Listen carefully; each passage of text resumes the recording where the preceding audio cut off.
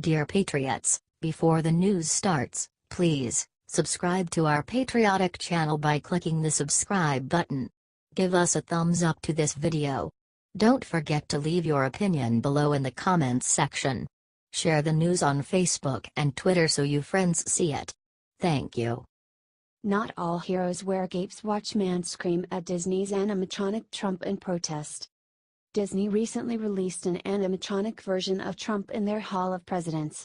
In the exhibit, you can see various presidents give inspiring speeches. However, when it came time for Robot Trump to give his speech, one obnoxious man, Joe Malsky, New York actor who often plays drag comedy characters, including Hillary Clinton, started screaming. "Lock him up!"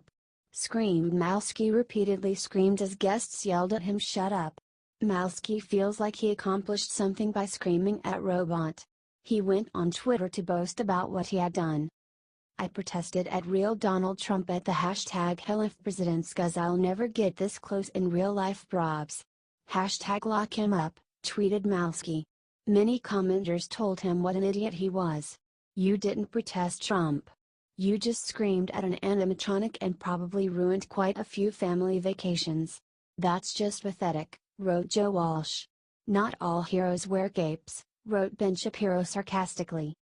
Malsky responded to Walsh on Twitter, "I wish you were as upset about the thousands of children being taken from their parents because of Trump's racist immigration policies, or the hundreds of trans people murdered each year, or the negative impacts of the tax bill on poor Americans as you are about me ruining someone's vacay," he wrote.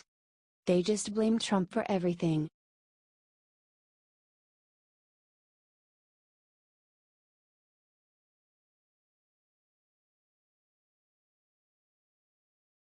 Warriors coach Kerr goes on crazy rant, says Trump is destroying America's core values.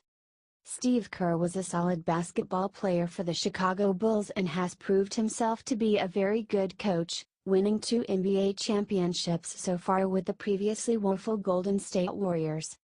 Just like San Antonio Spurs coach Greg Popovich, however, Kerr clearly feels that his success entitles him to run his mouth in public about how much he does not like Republican President Donald Trump. Earlier this year, Kerr decided to make a point by having his team skip their customary White House visit after they won the NBA Finals. Now the coach decided to meet with a USA Today reporter and go on a rant about how he hates the president. Said Kerr about an essay written by Obama's former U.S. Attorney Sally Yates, "I read it this morning, and I tweeted it. It's fantastic. But there's absolutely an assault on our institutions and on our core values as a country." She tweeted the preamble to the Constitution, which really sums up our country. "And all those things are kind of under attack right now."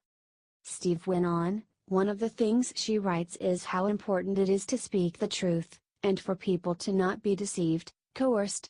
That's the entire reasoning behind the structure of our government, you know? Checks and balances. But it goes beyond the checks and balances. It's up to the citizens too, we the people, right? It's not we the president and Congress. It's we the people, in order to form a more perfect union. So, who's the people? You and I are the people, we all are. Steph and Draymond and KD." The coach finished, "So it's important for all of us to call bullshit, and there's a lot of bullshit right now, and propaganda, and misinformation. You can't let that happen. The truth has to always win out, and our institutions and ideals have to win out, so it's important that we speak out. Are you disappointed that Steve Kerr is such a brainwashed liberal?"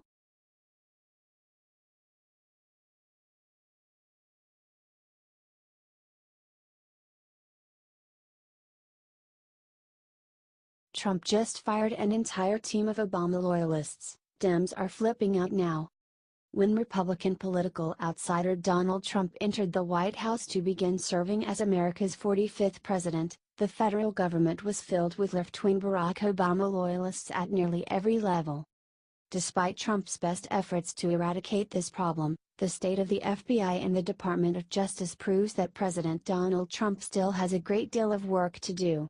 Donald got started once again in ridding the government of Obama loyalists by firing all 16 members of the Presidential Advisory Council on HIV/AIDS. Obama's allies were, of course, angry that Trump would dare to push more of Obama's people out of government. Wrote HIV/AIDS activist Scott Soetz on his Twitter account, remaining #HIV/AIDS council members booted by @RealDonald Trump. No respect for their service. Dangerous that #Trump and company, Pence especially, are eliminating few remaining people willing to push back against harmful policies, like abstinence-only sex ed. #We object #Pasha6 #resist.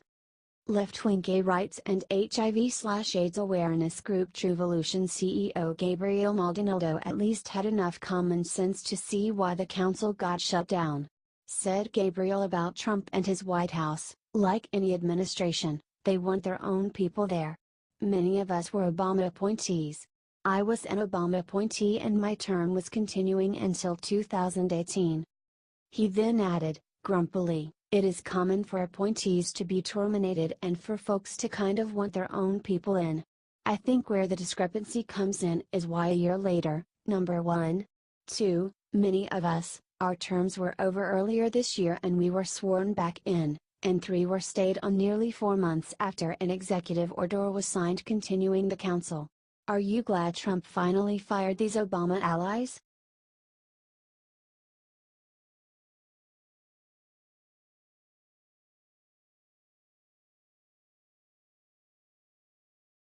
James Woods slams Elizabeth Warren with a Brutalzinger when she claims she believes in science. President Trump made a tweet today that left many liberals infuriated. In the East, it could be the coldest New Year's Eve on record. Perhaps we could use a little bit of that good old global warming that our country, but not other countries, was going to pay trillions of dollars to protect against. Bundle up, tweeted President Trump. In response, Senator Elizabeth Warren made this tweet. I'm going to say something really crazy. I believe in science.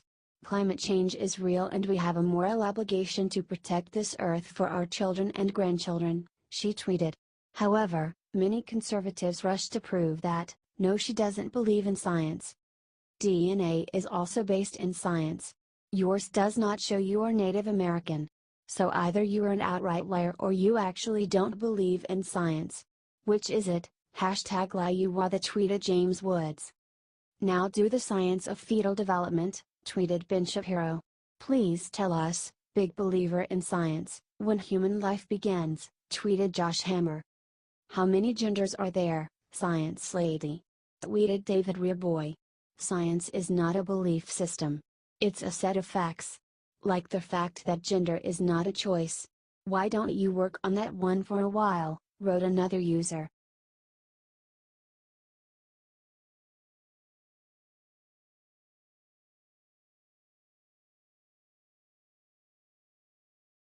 Al Franken vows to continue being the champion of women even though he's resigning.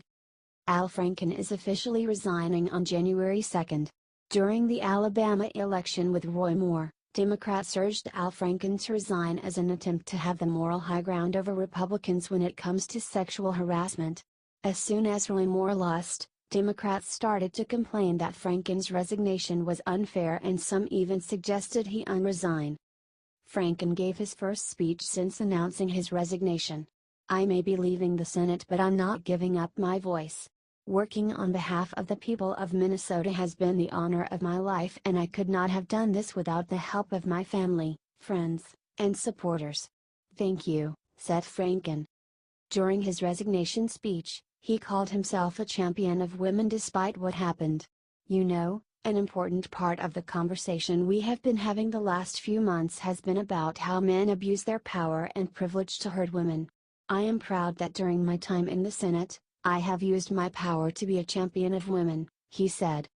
And that I have earned a reputation as someone who respects the women I work alongside every day. I know there is a different picture of me painted over the last few weeks, but I know who I really am, said Franken. Serving in the United States Senate has been the great honor of my life. I know in my heart that nothing I have done as a senator, nothing has brought dishonor on this institution. I am confident that the Ethics Committee would agree, said Franken.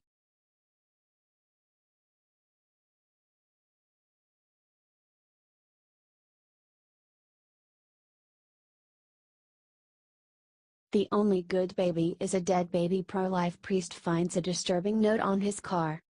A pro-life Catholic priest, Father Benedict Crowell, visited the University of Virginia where his car was vandalized by a disturbing letter. The letter was apparently in response to a bumper sticker on his car. A quote from Mother Teresa.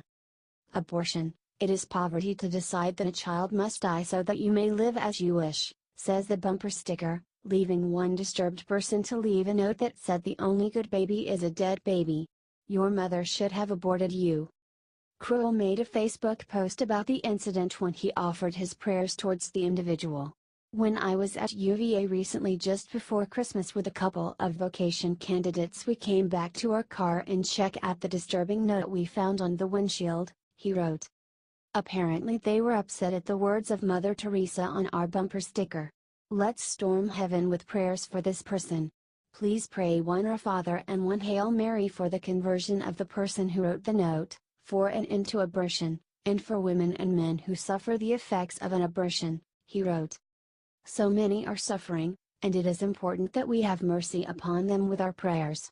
Update: I already offered Mass for the conversion, transformation and deliverance of the person who wrote it," he wrote.